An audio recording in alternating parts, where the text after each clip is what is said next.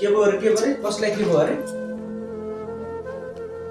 स्वामी चिस्कन गएछ उ धोकी धुलाई हानेर हारा भेटेछ आज खै अलिकति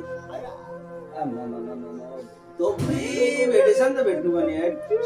अरू के पुरी चिस्काउँदाखेरि स्वाद पर्छ भन्थे ठिक्क पर्दै मर्लास कुरा मर्लास आलु पनि खुइलेर गएको छ आँखा पनि खुइलाइस मर्लास कुन्देन ओहो दाजु के भएछ तपाईँ त धोबी खानु भएछ त के भएछ कता जानुभयो नेपाली जस्तो लागेर तपाईँ नेपाली हो भनेर के सुन्न भेटे मलाई त तेरो घरमा दिदी पनि छैन तेरो घरमा दिदी पनि छैन